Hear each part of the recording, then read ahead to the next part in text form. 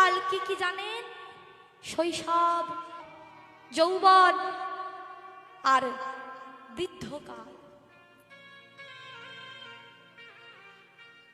তাহলে এই যে জীবনের তিনটি কাল,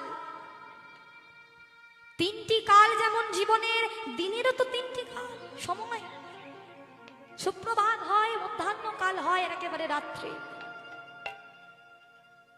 কানাই তাই আজকে সাবধান করে দিচ্ছে, ও হে জীব, এই মধ্যাহ্নকালে যদি তুমি নিজেকে সংবরণ না করতে পারো, নিজের তৃষ্ণাটাকে যদি তুমি আটকাতে না পারো, তাহলে এই তৃষ্ণার জ্বালায়, এই তৃষ্ণার পিপাসার জ্বালায় জর্জরিত হয়ে তুমি কৃষ্ণ যদি ত্যাগ করো, তাহলে কৃষ্ণ কখনো তুমি আর পাবে না। তাই এই মধ্যাহ্নকালটাকে নিজেকে একটু সম্বরণ করতে হবে। এই মধ্যাহ্নকালটা মানব জীবনের সেই যৌবন কালকে বুঝিয়েছে, যে এই সময় আমরা কামনা বাসনা, মনের সকল স্বাদ, আমিত্ব, টাকা পয়সা, ধন জহরত, এই সময় মেতে থাকি।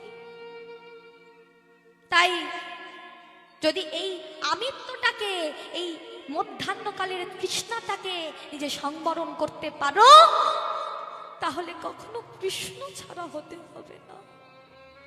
আজ যেমন সখারা আজ কৃষ্ণ সঙ্গ ত্যাগ করে না কোথায় যাচ্ছে? না সেই যমুনার জল পান করতে। আর এই যে যমুনার জল পান করতে যাচ্ছে, এই যমুনার দহে আছে কালীয় নাগের বাস, যার বিষের জ্বালায় পারিপার্শ্বিক দিকগুলো একেবারে মূর্ছা গেছে।